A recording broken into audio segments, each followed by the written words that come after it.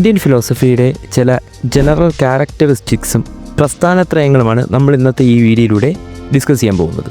Indian ഫിലോസഫിയുടെ സവിശേഷതയാണ് spiritual orientation. Indian philosophy focuses on the spiritual and metaphysical aspects of life, seeking to answer the questions about the nature of reality, the self and the ultimate goal of existence.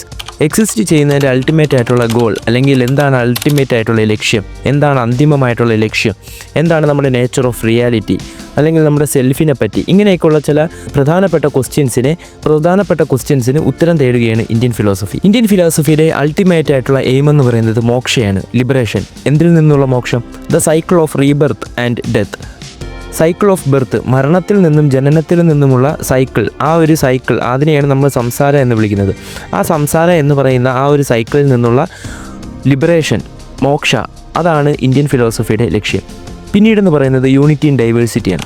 അതായത് Indian ഫിലോസഫിയിൽ ഒരുപാട് തരത്തിലുള്ള schools ഉണ്ട്. Materialism മുതൽ strict ആയിട്ടുള്ള Jainism വരെ Indian philosophy നീണ്ടുപോകുന്നു. ഈ ഒരു differences ഒക്കെ ഉണ്ടെങ്കിലും മോസ്റ്റ് ഓഫ് ദ സ്കൂൾസും കോമൺ പ്രിൻസിപ്പിൾസസ്, അതായത് കർമ്മ, ധർമ്മ, മോക്ഷ മുതലായിട്ടുള്ള കോമൺ ബിലീഫ്സ് ആണ് വിശ്വസിക്കുന്നത്. Harmonisation of opposites. ഇന്ത്യൻ ഫിലോസഫിയിൽ പല തരത്തിലുള്ള ഓപ്പോസിറ്റ് ആയിട്ടുള്ള പേഴ്സ്പെക്റ്റീവ്സ് നമുക്ക് കാണാൻ കഴിയും. ഡ്യുവലിസം ഓഫ് പുരുഷ ആൻഡ് പ്രകൃതി സാഖ്യ ഫിലോസഫിയിലുള്ളതുപോലെ നോൺ ഡ്യുവലിസം, വേദാന്തയിലെ അദ്വൈത ഫിലോസഫിയിൽ പറയുന്ന പോലെ നോൺ ഡ്യുവലിസവും നമുക്ക് കാണാൻ കഴിയുന്നുണ്ട്. ഇതൊക്കെയാണ് ഇന്ത്യൻ ഫിലോസഫിയുടെ പ്രധാനപ്പെട്ട characteristics.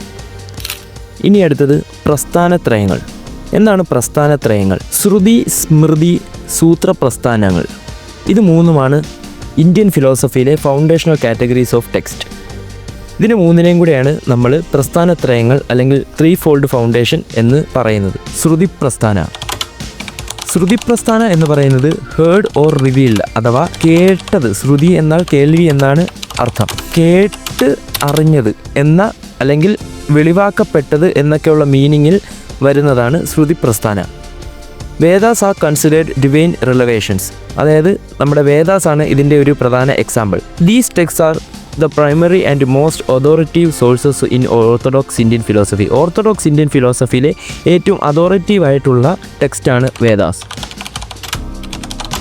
Shruti is considered eternal and അപൗരുഷേയ. അപൗരുഷേയ എന്ന് പറഞ്ഞു കഴിഞ്ഞാൽ മനുഷ്യരാൽ നിർമ്മിക്കപ്പെടാത്തത് എന്നാണ് മീനിങ്. രണ്ടാമത്തതായി സ്മൃതി പ്രസ്ഥാന. സ്മൃതി റിഫേഴ്സ് ടു വിച്ച് റിമെമ്പേർഡ്, അതായത് ഓർമ്മിക്കപ്പെട്ടത് എന്ന അർത്ഥം വരുന്നതാണ് സ്മൃതി. These are human compositions based on the teachings of the Vedas and include secondary scriptures like epics and law codes. അതായത് ഓർമ്മിക്കപ്പെട്ടത്, ഇത് മനുഷ്യരാൽ എഴുതപ്പെട്ടതാണ്. വേദാസിൽ നിന്നുള്ള ടീച്ചിങ്സിനെ ബേസ് ചെയ്ത് മനുഷ്യരാൽ എഴുതപ്പെട്ട ടെക്സ്റ്റുകളെയാണ് നമ്മൾ സ്മൃതി പ്രസ്ഥാനാസ് എന്ന് പറയുന്നത്. ഭഗവത്ഗീത, മനുസ്മൃതി എന്നതൊക്കെ സ്മൃതി പ്രസ്ഥാനങ്ങളുടെ എക്സാമ്പിൾസാണ്. സൂത്രപ്രസ്ഥാന എന്ന് പറയുന്നത് സിസ്റ്റമാറ്റിക്കലി സമ്മറൈസ് ചെയ്തിട്ടുള്ള ഫിലോസഫിക്കൽ ഡോക്ട്രൈൻസ് ആണ്.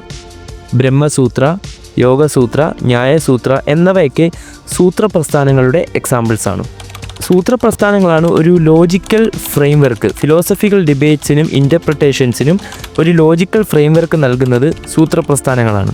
ശ്രുതിപ്രസ്ഥാന പ്രൈമറി ആൻഡ് റിവീൽഡ് ടെക്സ്റ്റുകളാണ്. സ്മൃതി പ്രസ്ഥാന സെക്കൻഡറി ആൻഡ് റിമെമ്പേർഡ് ടെക്സ്റ്റുകളാണ്. സൂത്രപ്രസ്ഥാന ലോജിക്കൽ ടെക്സ്റ്റുകളാണ്. ഇവ മൂന്നുമാണ്, അഥവാ ഈ മൂന്ന് പ്രസ്ഥാനങ്ങളുമാണ് ഇന്ത്യൻ ഫിലോസഫിയുടെ, അല്ലെങ്കിൽ ഇന്ത്യൻ ഫിലോസഫിക്കൽ ആൻഡ് സ്പിരിച്വൽ ട്രഡീഷൻ്റെ ഫൗണ്ടേഷണൽ പില്ലറുകളായി അറിയപ്പെടുന്നത്.